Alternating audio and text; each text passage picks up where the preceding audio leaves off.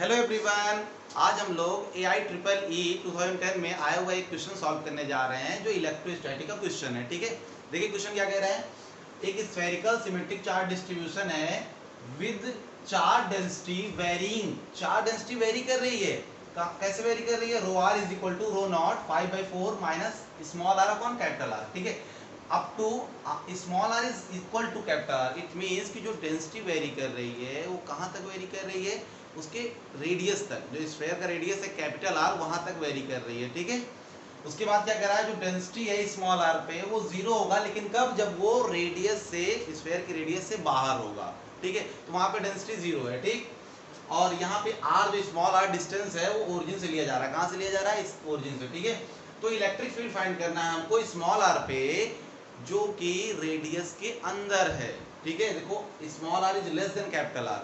ठीक है, तो हमको उस पॉइंट पे इलेक्ट्रिक फील्ड फाइंड करना है। ठीक है, तो इलेक्ट्रिक फील्ड की वैल्यू कैसे कैलकुलेट करते हैं हम लोग, उसके लिए पहले हम एक डायग्राम बनाते हैं। ठीक है, हम लोग एक स्फेयर लेते हैं, ये स्फेयर है। ठीक है, इसका रेडियस है कैपिटल R, रेडियस है कैपिटल R। अच्छा, अब हमको फील्ड कहाँ फाइंड करनी है, स्मॉल r पे जो कैपिटल R से छोटा है। तो हमको जो पॉइंट लेनी है वो पॉइंट कहीं स्फेयर के अंदर होगा। मान लो स्फेयर के अंदर हमने यहाँ पे पॉइंट ले लिया। ठीक है, इसकी डिस्टेंस सेंटर से कहाँ पे है, ओरिजिन से कहाँ पे है, स्मॉल r डिस्टेंस पे है। ठीक है, ओके, तो इस पॉइंट पे हमको इलेक्ट्रिक फील्ड फाइंड करनी है। तो हम सबसे पहला काम क्या करते हैं, हम लोग एक गॉसियन सरफेस बना लेते हैं। ठीक है, एक गॉसियन सरफेस बना लेते हैं जो इस पॉइंट से पास कर रही है। इस पॉइंट से पास करते हुए एक गॉसियन सरफेस बनाएंगे, बिल्कुल इस हॉलो स्फीयर टाइप का। ठीक है, स्फेरिकल सेल टाइप का हमने यहाँ पे एक गॉसियन सरफेस बना लिया। ओके, अब हमको इस पॉइंट पे इलेक्ट्रिक फील्ड फाइंड करनी है। तो आपको पता है according to Gauss law, according to Gauss law, Gauss law क्या होता है, integration E dot dA is equal to Q inside upon epsilon naught. ये होता है गॉस लॉ। ठीक है, तो गॉस लॉ में क्या फॉर्मूला होता है, E dot dA is equal to Q inside. Q inside जो लेते हैं वो इस गॉसियन सरफेस के अंदर का चार्ज लेते हैं। तो चार्ज बाहर भी है, लेकिन बाहर के चार्ज की वजह से इलेक्ट्रिक फील्ड इस पॉइंट पे जीरो होता है। ठीक है, तो हम लोग जो इलेक्ट्रिक फील्ड फाइंड करेंगे इस पॉइंट पे वो इसके अंदर के चार्जेस की वजह से फाइंड करेंगे। ठीक है, तो इसके अंदर कितने चार्जेस रहेंगे वो चार्ज ऊपर ले लेंगे और एप्सिलॉन नॉट से डिवाइड कर देंगे, और यहाँ पे हम लोग इसको कैलकुलेट करके हम लोग यहाँ से इलेक्ट्रिक फील्ड फाइंड कर लेंगे। ठीक है, तो देखो आप देखो ध्यान से, यहाँ पे चार्ज डिस्ट्रीब्यूशन जो है वो यूनिफॉर्म है। जितना मतलब इधर से डेंसिटी बढ़ रही है, लेकिन इधर से भी बढ़ रही है, इधर से भी बढ़ रही है, इधर से भी बढ़ रही है। ठीक है, तो इस पॉइंट पे जो इलेक्ट्रिक फील्ड होगा और जो एरिया वेक्टर होगा दोनों दूसरे के क्या होंगे, पैरेलल होंगे। ठीक है, इलेक्ट्रिक फील्ड और एरिया वेक्टर दोनों क्या होंगे, पैरेलल होंगे। तो उस केस में ये देखो इलेक्ट्रिक फील्ड इसके हर एक पॉइंट पे इलेक्ट्रिक फील्ड कांस्टेंट होगा। ठीक, तो इलेक्ट्रिक फील्ड अगर कांस्टेंट है तो अंदर क्या बचा, integration dA is equal to Q inside upon epsilon naught, और dA का इंटीग्रेशन करेंगे तो dA अगर हम जोड़ते चले जाएं, टोटल एरिया जोड़ते चले जाएं तो टोटल एरिया कितना आएगा, टोटल एरिया आएगा E is into 4 pi r square. इसकी एरिया हो जाएगी, सरफेस एरिया होती है 4 pi r square is equal to Q inside upon epsilon naught. अब बच्चों हम लोग को कुछ नहीं करना है, हमको Q इनसाइड फाइंड करना है जो इसके अंदर है।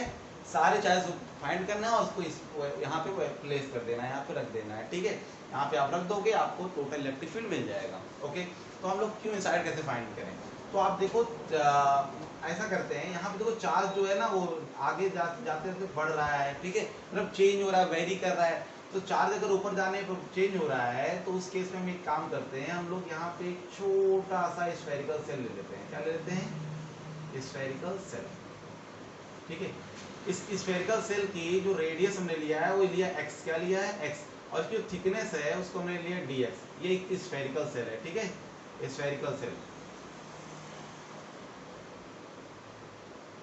ओके, तो स्फेरिकल सेल के रेडियस है x। ठीक है, तो हमको पहले इस यहाँ पे इसमें चार्ज फाइंड कर लेना, यहाँ पे इसमें टोटल चार्ज कितना होगा, और फिर उसके बाद हम लोग इंटीग्रेट कर देंगे 0 से लेके स्मॉल r तक, तो हमको टोटल चार्ज मिल जाएगा। ठीक, तो देखो अगर हम बात करें चार्ज इन स्फेरिकल सेल, अगर सिर्फ स्फेरिकल सेल में चार्ज की बात करें तो हो जाएगा dq is equal to rho into dv।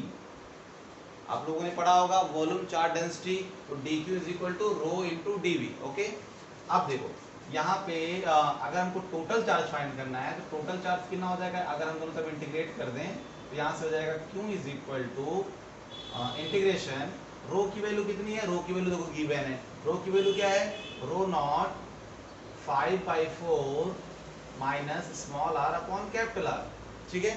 ये तो हमको रो की वैल्यू गिवन है। डीवी क्या होगी, इसकी एरिया होगी, ठीक है, इसकी एरिया, तो इसकी एरिया कितनी होगी बच्चों, ये जो स्फेरिकल सेल हमने लिया इसकी एरिया कितनी होगी, इसकी एरिया होगी 4πx² dx। अच्छा, ध्यान देने वाली बात इसमें ये है बच्चों कि हम लोगों ने यहाँ से पहले यहाँ तक का लिया है ना, तो यहाँ पे r हम लोग नहीं ले रहे हैं, हम लोग x ले रहे हैं, ठीक है, क्योंकि हम लोगों ने x तक का ही अभी सेल लिया। अभी हम इंटीग्रेट करेंगे, कहाँ से कहाँ तक इंटीग्रेट करेंगे, 0 से लेके स्मॉल r तक, ठीक है, क्योंकि हमको यहाँ से यहाँ तक का चार्ज पता करना है ना, इंटीग्रेट करेंगे 0 से लेके स्मॉल r तक। ओके, अब देखिए इसमें कांस्टेंट क्या है, कांस्टेंट को बाहर कर लीजिए, तो आपका यहाँ से q इज इक्वल टू जाएगा, रो नॉट को हमने बाहर कर लिया, रो नॉट बाहर हो गया, 4π भी बाहर कर सकते हैं आप लोग, 4π भी बाहर हो गया, अंदर क्या बचेगा, अंदर बचेगा 5/4, और देखो 5/4 का मल्टीप्लाई देखो x² में अगर हम कर देंगे तो हो जाएगा 5/4x² माइनस यहाँ पे x/r में अगर हम x² का मल्टीप्लाई करेंगे तो जाएगा x³ और इसको हमको इंटीग्रेट करना है x के रिस्पेक्ट में, और कहाँ से कहाँ तक, 0 से स्मॉल r तक। तो आपको इंटीग्रेशन आता है रो नॉट इंटू 4π, देखो बच्चों 5/4 कांस्टेंट है, x² का इंटीग्रेशन होता है x³/3, ओके, माइनस x³ का इंटीग्रेशन x⁴/4, और ये r कांस्टेंट है, ठीक है, r कांस्टेंट है, x³ का इंटीग्रेशन x⁴/4, जितना पावर होता है उसे डिवाइड कर देते हैं। लिमिट कहाँ से कहाँ तक लगाएंगे, 0 से स्मॉल r तक, तो जहाँ जहाँ x दिख रहा है वहाँ r रख दो। जब r रखेंगे बच्चों तो यहाँ पे भी r हो जाएगा, यहाँ r हो जाएगा, लेकिन जब 0 रखेंगे तो ये दोनों 0 हो जाएंगे, ठीक है। तो ये जाएगा रो नॉट इंटू 4π, और जो कुछ कॉमन मिल रहा हो तो कॉमन ले सकते हो आप लोग, चाहो तो देखो यहाँ 4 है, 4 भी हम कॉमन ले लेंगे, बाहर आ जाएगा, देखो 4 यहाँ पे भी, 4 यहाँ पे भी, ठीक है।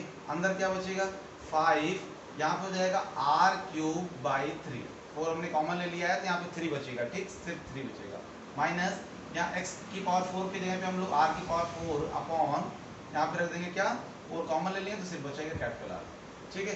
0 रखेंगे तो सब 0 हो जाएगा, ठीक है, -0 आप कह सकते हो। इसके बाद क्या हो जाएगा, रो नॉट इंटू यहाँ पे 4 से 4 कैंसिल हो जाएगा, तो यहाँ बचेगा पाई, और देखो बच्चों यहाँ से r³ भी कॉमन मिला तो हम r³ को भी कॉमन ले रहे हैं, तो अंदर क्या बचेगा 5/3 माइनस r/R। ये हो गया आपका टोटल चार्ज। अब आपको क्या फाइंड करना है, इलेक्ट्रिक फील्ड। तो इलेक्ट्रिक फील्ड का फॉर्मूला क्या आया था, आपने देखा था, E इंटू देखो E into 4πr² is equal to Q inside, Q inside हमने टोटल कैलकुलेट कर लिया है, रो नॉट इंटू πr³ और 5/3 minus small r upon capital R, और अपॉन में यहाँ पे क्या है, एप्सिलॉन नॉट, ठीक है। अब देखिए पाई से, यहाँ से पाई आप कैंसिल कर सकते हो, r² से एक r³ जब आप कैंसिल करोगे तो यहाँ r बचेगा, ठीक है। जब यहाँ r एक बचेगा तो अब आपके पास बचा क्या, ये 4 को आप यहाँ नीचे ले आओ, तो यहाँ पे electric field E is equal to हो जाएगा रो नॉट और एक r बचा है यहाँ पे r अपॉन एप्सिलॉन नॉट, और ये 4 को भी r नीचे लाएंगे तो 4 हो जाएगा, यहाँ पे 4 भी नीचे आ गया, एप्सिलॉन नॉट नीचे था ही, और अंदर क्या आएगा 5/3 minus small r upon capital R। ये हो जाएगा electric field at point this, okay, thank you.